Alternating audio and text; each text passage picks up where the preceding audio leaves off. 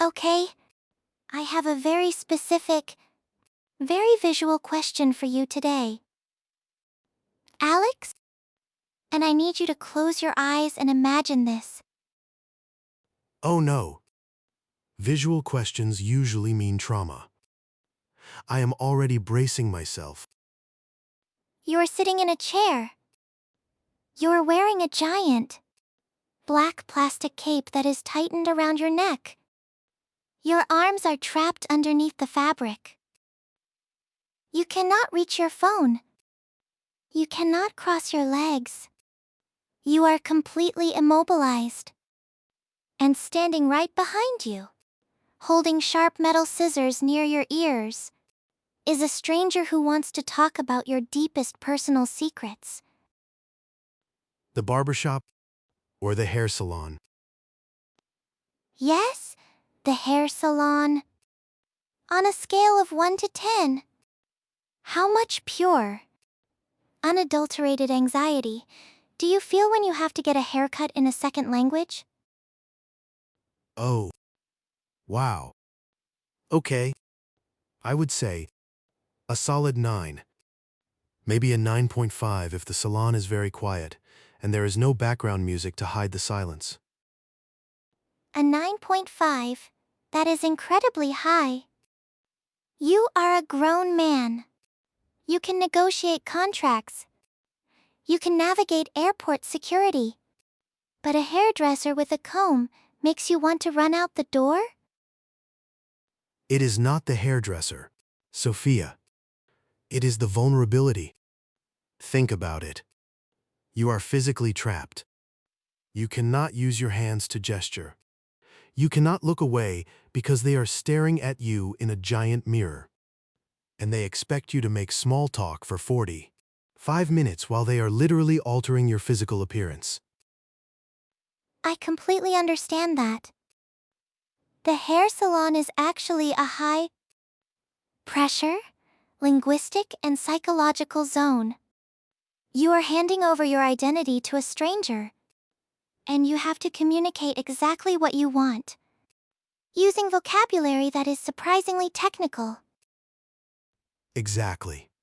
And it is never just a simple transaction. It is an interrogation. Hi, I'm Tony. I'll be your stylist today. What are we doing with the hair? Are we thinking a trim? Or are we going for a chop? And by the way, how is your love life? Laughs, yes, the classic stylist monologue. It is like they are trained to ask deeply personal questions while holding sharp objects near your eyes. And the vocabulary: bangs, layers, fade, taper, parting, product. I read these words, and my brain just goes into emergency mode.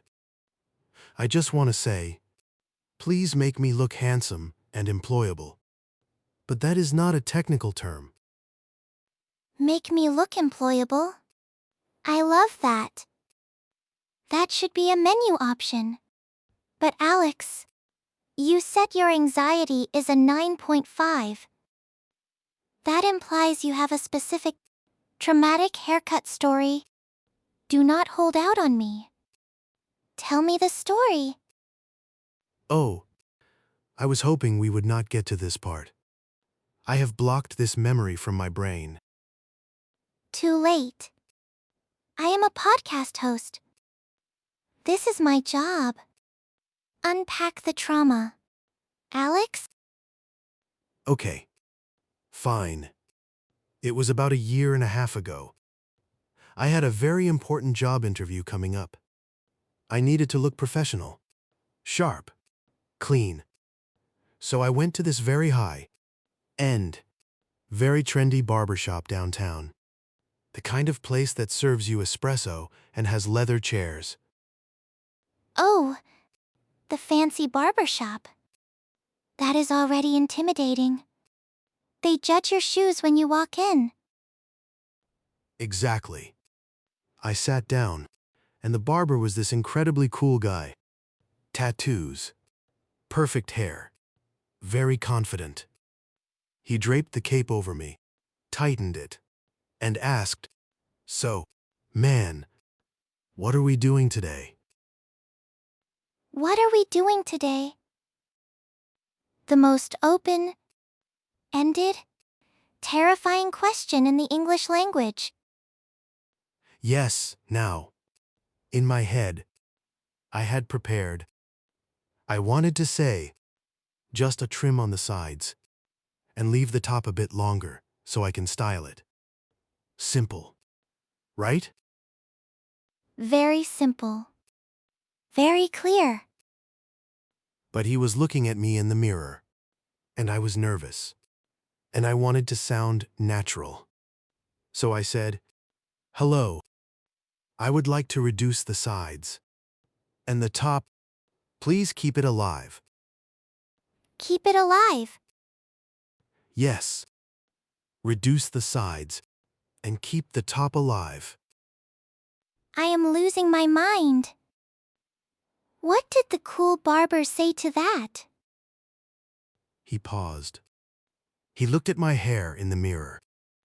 He looked at me, and he said, very slowly, alive, like breathing.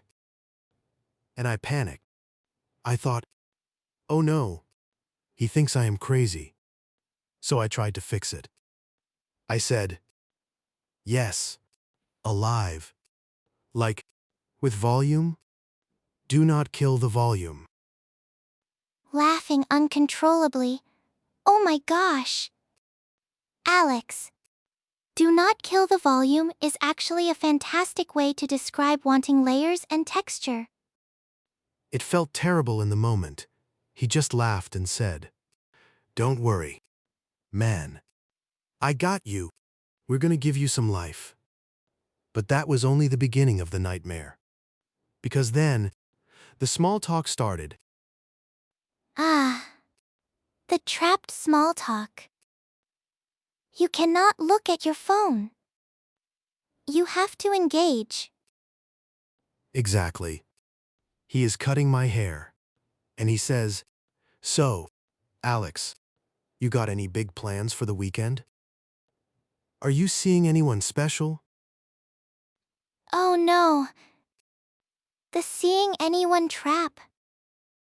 I did not know it was a trap. In my head, I translated seeing literally. I thought he was asking if I was going to see any friends. Or maybe go to see a movie. Or see a concert. So I answered, very enthusiastically. Yes, I am seeing a lot of Marvel movies this weekend. And I'm seeing my brother on Sunday. You told your barber you were seeing Marvel movies? I did. And the barbershop went completely silent. The guy next to me stopped reading his magazine. The barber stopped cutting my hair. He looked at me in the mirror and said, bro, Marvel movies? I cannot breathe. I am actually crying. What did you do? I was so confused. I said, yes, the new Spider-Man. It is very good. You should see it. And the barber just sighed, patted my shoulder, and said, that's great. Man. I meant, are you dating anyone? Romantically. Wiping away tears. Oh. Alex. That is incredible. The shame you must have felt? I wanted the leather chair to swallow me whole. I just closed my eyes and said, no, I am just seeing Spider-Man. And we did not speak for another 20 minutes. Just the sound of scissors.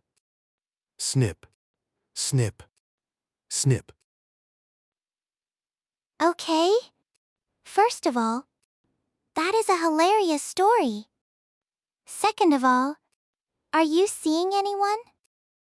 Is one of the most common idiomatic traps in English. To see someone means to date them. But if you are not a native speaker, It just sounds like visual perception. It is a terrible phrase. Why do we not just say, "Are you dating?" It is so much clearer. Because Americans love to soften their questions. Are you dating? Feels a bit direct. A bit clinical. Are you seeing anyone? Feels more casual. More conversational. But it is a nightmare for language learners. It really is. And the worst part is, when you make a mistake like that, you feel like you have ruined the vibe. The barber probably thought I was just a weird, lonely guy who spends his weekends watching superheroes alone. I promise you. He forgot about it 5 minutes later. Barbers and hairdressers hear the weirdest things all day long. You are just one of 100 funny stories they tell their coworkers. That is a comforting thought, but it still highlights a big problem for me. When I am in that chair, I feel like I'm performing. I'm trying to be the cool, relaxed guy who gets a haircut. But inside, I am frantically translating every word. That is the exact feeling. You are physically immobilized. So all your mental energy goes into the language. And because you're stressed, you forget the basic vocabulary. Tell me, after the Marvel movies incident, did he give you a good haircut? Well, that brings me to the final trauma of that day. The mirror reveal. Oh, the mirror reveal. The moment of truth? Yes. He finishes. He spins the chair around, and he holds up the hand mirror to show me the back of my head. And he asks the most dangerous question in the salon. How are we looking? How are we looking? Notice how they always use we. Like they are in this together. Yes, how are we looking? And I looked in the mirror. And Sophia, he had completely destroyed it. Oh no! What did he do? I asked him to keep the top alive. So he gave me a massive, spiky, 1990s boy band haircut. It was huge. I looked like I was about to audition for a pop group. Laughs. No, the boy. Band hair? Yes, and he was so proud of it. He was like, "See? Lots of life, lots of volume." And I'm sitting there, knowing I have a corporate job interview in 2 days. And I look like I belong on a cruise ship. So, what did you say? Did you tell him to fix it? No, I am a coward in the salon chair. I looked at him. I smiled, and I said, "It is very aerodynamic. Thank you." Aerodynamic? Alex? No! I said it. It is very aerodynamic. And he just said, "Thanks, bro. That'll be $40. I paid him. I walked out, and I immediately went to a pharmacy, bought a hat, and wore it to my interview. You wore a hat to a corporate job interview? I told them I had a mild scalp infection and was undergoing treatment. Laughing hysterically. Oh my gosh. You lied about a medical condition because you could not tell the barber you hated the boy. Band hair. It was the only logical solution, but it made me realize something. The inability to express what you want with your appearance is a huge loss of identity. In my native language, I can sit in that chair and say, "Listen, I want a textured crop, faded on the sides, with a hard part, and do not touch the bangs." I am in control. But in English, I lose control. I become a passive victim of the barber's interpretation of alive. That is such a profound point. Alex, hair is deeply tied to how we present ourselves to the world. When you lose the linguistic tools to control your image, you feel like you are losing a piece of your autonomy. Exactly. It is not just about looking good. It is about feeling like yourself. And when you walk out of that shop looking like a stranger, it affects your confidence for weeks. I hear you. And it is so frustrating because the vocabulary actually exists. But it is hidden in this weird, niche subculture of salon terminology. Let's demystify some of this for our listeners. Because having the right words gives you back that control? Please, give me the armor. What should I have said instead of reduce the sides? Okay. So for the sides, the most common, natural B2, level phrases. Could you take a little off the sides? Or can we do a short fade on the sides? Take a little off. That is so much better than reduce. Reduce sounds like I am on a diet. Laughs. Exactly. My hair is on a diet. Please reduce it. And for the top, instead of keep it alive, you can say, leave some length on top for styling. Or just give it a trim on top. But keep the texture. Leave some length. Keep the texture. These are so simple, but they sound exactly like what you hear guys saying in the barbershop. They are the workhorses of hair vocabulary. And what about the front? The hair over your forehead? Ah, in British English, I think it is called a fringe. But here, people say bangs. Yes, bangs is the American term. But honestly, most men don't use the word bangs for themselves. They usually just say, just push the front to the side, or sweep it to the left. Sweep it to the side. I like that. It is an action. It is. Now, let's talk about the end of the haircut. The upsell. Because barbers and stylists are essentially salespeople at the end of the day. Oh, the product upsell. The final boss. Yes, they finish the cut. They spin you around. And they say, do you want some product in it? I hate this question. Because product is such a weird, vague word. In business, a product is something you sell, like software or a car. In a salon, product means gel, wax, pomade, hairspray. Exactly.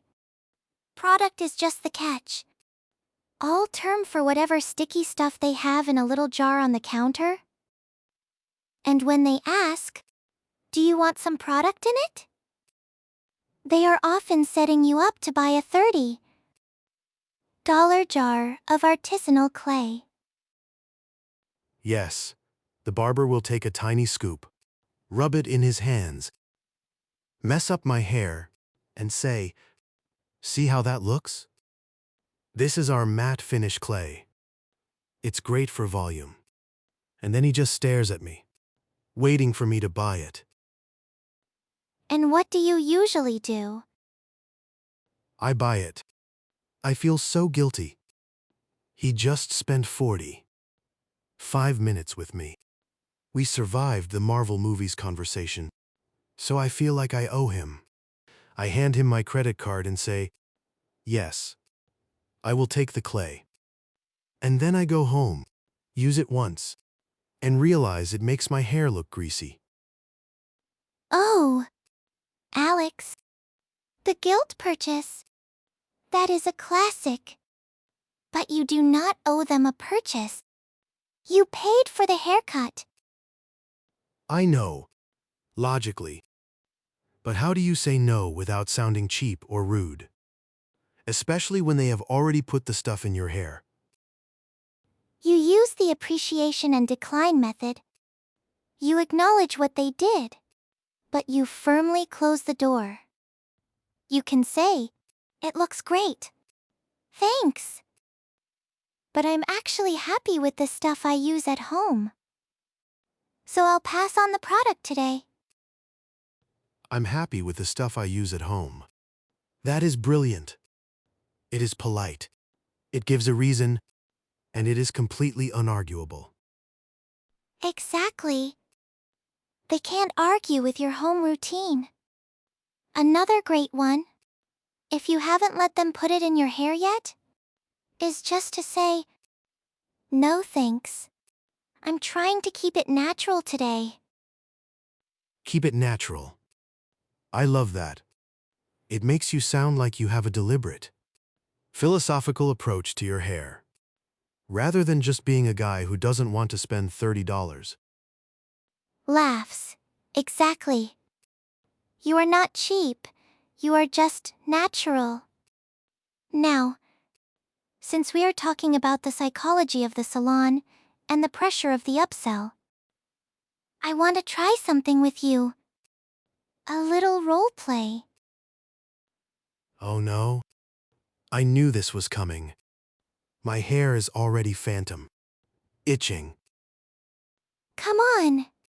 It will be fun. I am going to be Tony, the cool, slightly intimidating barber. You are in the chair.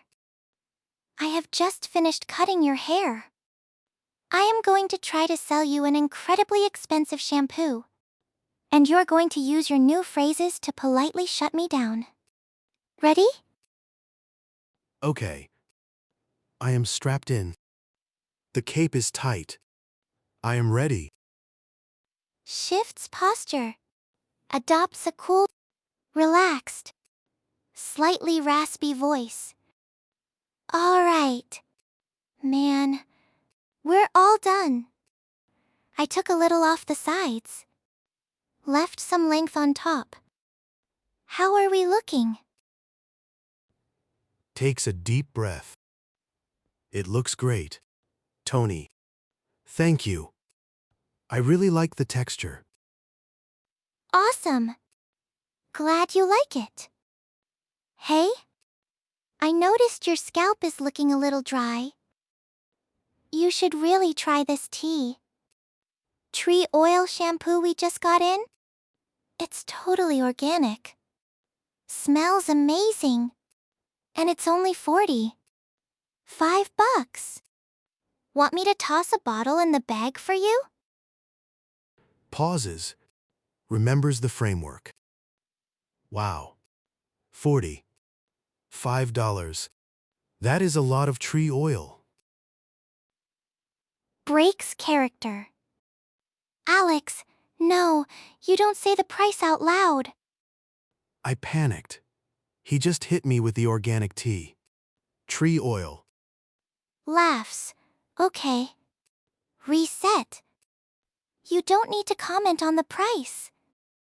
Just appreciate and decline. Try again. It looks great. Tony. But I'm happy with my stuff at home. Okay. Reset. Clears throat. It looks great. Tony, thank you. But I am actually really happy with the shampoo I use at home, so I will pass on the product today. Stays in character. Nods. No worries. Man. Whatever works for you. That'll be $40 at the front desk. Perfect. Thanks again, Tony. Have a good one. Breaks character. Clapping. Yes, Alex? That was flawless.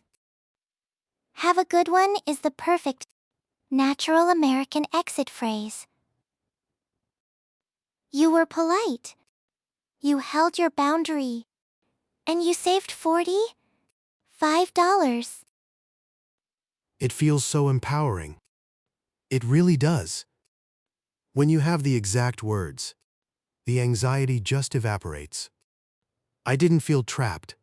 I felt like a customer making a choice. That is the magic of language. It gives you back your autonomy. You are no longer the passive victim of the boy band haircut. You are the director of your own grooming experience. The director of my grooming experience. I like that. But Sophia, what about the ultimate nightmare? What if you get the haircut? You look in the mirror, and it is genuinely terrible. Not just a little too short, but actually, objectively bad. And the stylist is standing there, beaming with pride, asking, "How are we looking?" Oh, the disaster reveal.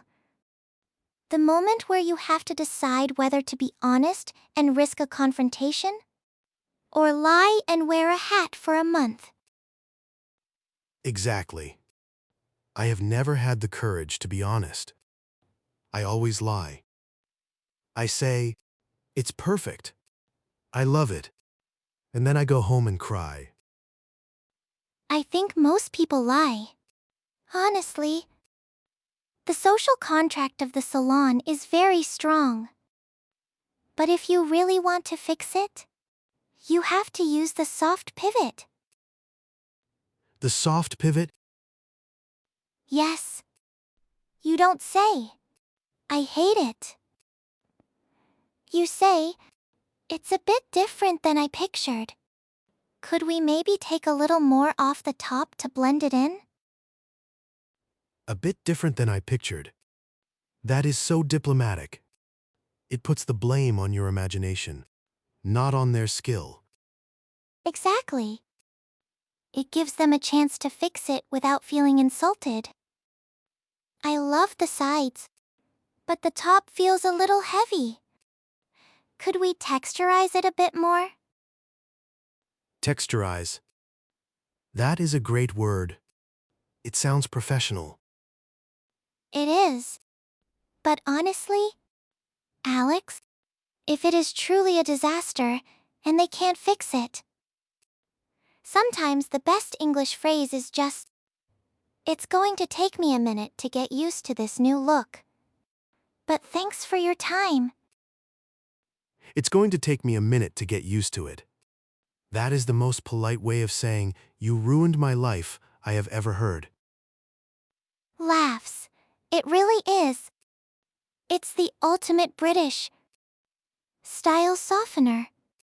But it works perfectly in American English too. It acknowledges the change without starting a fight. I am definitely adding that to my mental toolkit. Right next to "I'm just seeing Spider." Man, Laughs, please. Never stop telling that story. It is too good. But thinking about all of this, it really highlights how much of our daily confidence is tied to these tiny, seemingly insignificant interactions. it really is. You don't realize how much mental energy you spend just trying to look normal and sound normal until you have to do it in a second language. Exactly. When you are in your native country, getting a haircut is a background task. You just sit there, zone out, maybe read a magazine. But in a second language, it is a high stakes performance. You are constantly monitoring your grammar, your pronunciation, your cultural appropriateness. Yes, and you are doing all of that while someone is physically altering your head. It is sensory overload. It is. And that is why I always tell my students, give yourself permission to be brief. You do not have to be the most entertaining client in the salon. Permission to be brief. What does that look like? It means you can use closed body language. You can put in one earbud. You can read a book. If the stylist asks a question, you can give a short, polite answer and then return to your book. You can say, "Yeah, work has been crazy lately. I'm just trying to relax in the chair today." I'm just trying to relax in the chair today. Oh, that is a beautiful sentence. It is polite. It explains why you aren't talking. And it sets a boundary. It is the ultimate get out of jail free card. Stylists respect the relaxing boundary. They want you to be comfortable. That takes so much pressure off. I always felt like if I didn't talk, I was being a bad customer. Like I was boring. You are not there to entertain them. Alex, you are there to pay for a service. It is okay to just close your eyes and enjoy the head massage.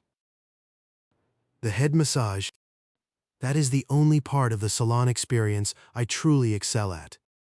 I don't need vocabulary for that. I just need to make a low, appreciative humming noise. Laughs, exactly. The universal language of the head scratch? That requires zero grammar. Zero grammar. Maximum relaxation. I'm going to focus on that next time. Please do. Now, since we have survived the barber shop, I want to do a quick rapid fire scenario game. Salon Survival Edition. I will give you a situation, and you give me your immediate, natural response. No overthinking. Okay. My cape is off.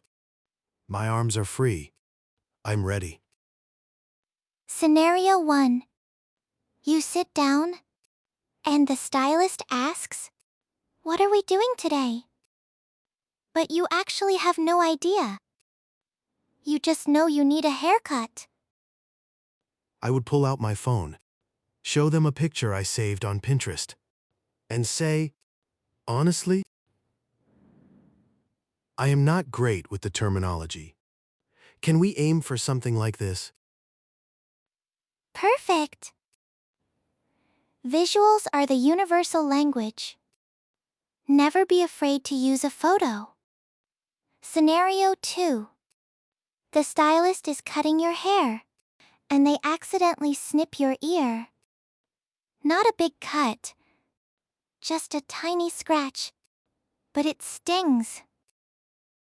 I would flinch and say, ouch, careful. I need those ears to listen to podcasts. Laughs. A little humor to diffuse the tension. I love it. Scenario 3. You are at the front desk paying, and the receptionist asks, "Would you like to book your next appointment in 4 weeks?" But you hate this place and never want to come back. Thanks. But my schedule is a bit unpredictable right now. So I'll just call you when I'm ready. Excellent. Unpredictable schedule is the most polite, professional way to say, "I'm breaking up with you." Scenario 4. The stylist asks you a deeply personal question. Like so, why did you and your girlfriend break up? Because they saw it on your Instagram. Oh, wow. That is invasive. I would look at them in the mirror, smile, and say, it's a long story, and I usually don't talk about it. But hey, how long have you been working at this salon? Yes, the pivot and redirect. You acknowledge it. You shut it down gently, and you immediately ask them a question about themselves. People love talking about themselves. So they will forget they were prying. This is incredible. I feel like I have a complete survival guide for the salon now. You do. And the best part is, once you realize that you can handle these interactions, the chair stops feeling like a trap and starts feeling just like a chair. That is a really nice way to look at it. I think my biggest takeaway today is that I do not have to be the cool, chatty guy with the perfect hair vocabulary. I just need to be clear about what I want. Polite when I say no to the tea, tree oil, and unapologetic about taking a nap in the chair. Clear. Polite. And unapologetic about napping. That is the perfect motto. I'm going to print that out and tape it to my bathroom mirror, right next to my hat collection. Laughs, please do. And if anyone asks, you are just keeping your head aerodynamic. Exactly. Thank you, Sophia. This was actually incredibly therapeutic. I think I'm finally ready to take off the hat and face the world again. I am so glad to hear that. And to all our listeners out there, if you get nervous, getting a haircut in English, remember, it is okay to show a picture. It is okay to say no to the product. And it is definitely okay to just close your eyes and hum. You're doing great. And remember, if the barber asks if you are seeing anyone, just tell them you're seeing Spider. Man, it is a great conversation starter. Perfect advice. We will see you all next time. Bye, Alex? Bye, Sophia.